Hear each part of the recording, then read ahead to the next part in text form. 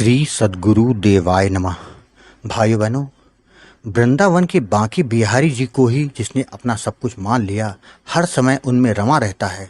भगवान ऐसे भक्तों की प्रार्थना कभी अनसुना नहीं करते, वह उनकी हर तरह से मदद करते हैं। भक्त और भगवान के सच्चे प्रेम की सच्ची कहानी आज आपको सुनाने जा रहा हूँ, जो कि लखनऊ निवासी राधिका जी ने भेजी है। कथा सुनकर आप भी जान सकेंगे भक्त के लिए भगवान क्या क्या नहीं करते। इस कथा को पूरा जानने के लिए इस वीडियो को आखिर तक अवश्य देखिएगा। अगर आप भी ऐसी ही भक्तिपूर्वक कथाएं लगातार सुनना चाहते हैं तो अच्युत प्रभा यूट्यूब चैनल को सब्सक्राइब करके बेल आइकन अवश्य दबा दीजिए, जिससे नए वीडियो के नोटिफिकेशन लगातार आपको मिलते रहें। राधिका जी ने बताया कि मैं बचपन से ही भगवान श्री कृष्ण को मानती हूँ। मेरे घर में आध्यात्मिक माहौल था, उसी परिवेश में रहते हुए मैं बड़ी हुई। मेरी शादी हुई तो मेरे पति बैंक में क्लर्क थे। ससुराल भी मेरा बहुत अच्छा है, यहाँ सभी लोग मुझे बहुत मानते हैं। मैंने भी एक बहू नहीं बेटी की तरह सबकी सेवा की। मेरे घर का माहौल इतना अच्छा था जिसके कारण मैके की याद बहुत कम आती थी। परिवार के साथ वृंदावन में कई बार गई। वहाँ बांके बिहारी जी को देखकर इतनी शांति मिलती थी कि जिसको मैं बयान नहीं कर सकती। बिहारी जी को देखकर लगता था कि जैसे अभी वो कुछ बोल देंगे, वो साक्षात हमारे सामने मौजूद हों। बिहारी जी अपने भक्तों का बहुत ख्याल रखते हैं। जो भी भक्त उनसे प्रेम करता है, बिहारी जी भी उससे प्रेम करते हैं, उस पर अपनी कृपा करते हैं। बिहारी जी की कृपा को इस दासी ने भी अनुभव किया है। मेरे दोनों बच्चे बिहारी जी की कृपा का ही प्रसाद है। बिहारी जी की ही वही कृपा आज मैं आपको शेयर करना चाहती हूँ, जिससे जो बिहारी जी को नहीं मानते हैं उनको भी पता चले कि बिहारी जी कैसे अपने भक्तों पर कृपा करते हैं। यह बात उस समय की है जब मैं पहली बार गर्भवती हुई। मेरा तीसरा माह चल रहा था। पूरे घर में खुशी का माहौल था। सब समय पूरा होने का इंतजार कर रहे थे कि कब वह समय आए जब घर में नन्हे बालक की किलकारी गूंजे।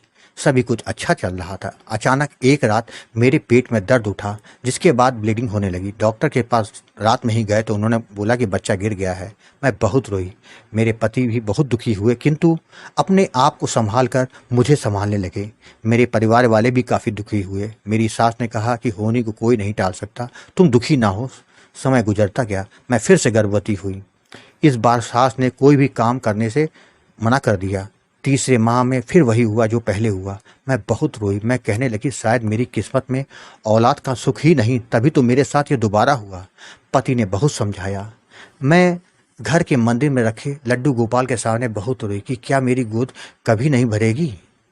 इस घटना के करीबन एक सप्ताह के बाद मैं उदास मन से घर के बाहर बैठी हुई थी। तभी एक साधु गुजरा। मैंने उसको रोटी और कुछ पैसे दिए तो वह बोला, बेटी तुम बिहारी जी के पास जाओ, तुम्हारी मनोकामना पूरी हो जाएगी। मुझे लगा कि बिहारी जी ही कोई सिग्नल शायद दे रहे हैं। मैं तुरंत घर के अंदर गई और अपनी सास को सारी बात बताई तो उन्होंने कहा, बेटी तुम जरूर जाओ, क्या पता बिहारी जी ने ही कोई संकेत किया है।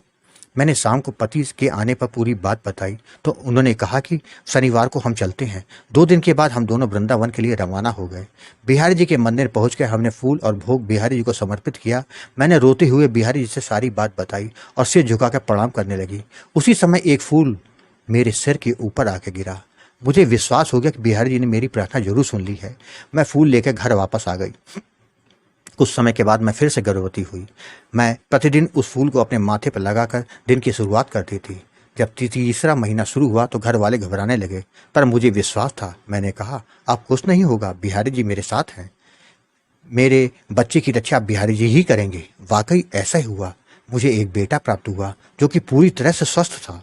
मेरे घर में खुशी का माहौल था। कितने दिनों के बाद घर में जो खुशी आई थी। 1.25 महीने के बाद मेरी सास ने कहा, हम सभी लोग बिहारी जी के दर्शन करने जाएंगे।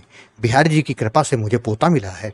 फिर हम सभी लोग वृंदावन गए, बिहारी जी के दर्शन किए। मैंने बिहारी जी की तरफ बच्चे को बढ़ाकर कहा, यह आज आपके कारण ही मेरी गोद में है, वरना मेरी गोद तो सूनी रह जाती। मैं और मेरे पति बिहारी जी के सामने खड़े काफ़ी देर तक रोते रहे।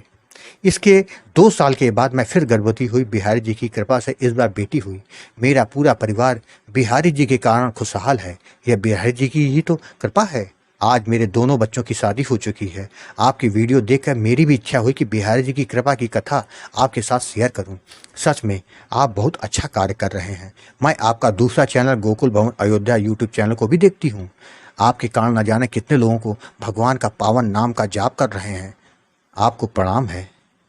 भाई बहनों, आपने देखा बिहारी जी अपने भक्तों का कितना ख्याल रखते हैं। बस भाव के साथ उनसे प्रेम करके तो देखिए, जीवन सफल हो जाएगा। भगवान की यह कथा आपको अगर पसंद आई हो तो कृपया करके कमेंट में राधे राधे लिखना मत भूलिएगा। और अगर आपके पास भी बांके बिहारी राधा नाम या वृंदावन से जुड़े अनुभव हो तो उसको मेरे ईमेल या व्हाट्सएप पे भेज सकते हैं, जिस पर वीडियो बनाकर अपने चैनल में अवश्य प्रस्तुत करूंगा। ईमेल का पता, व्हाट्सएप नंबर वीडियो के डिस्क्रिप्शन में दिए हुए हैं। वैसे मेरा व्हाट्सएप नंबर है 7905110754। राधे राधे।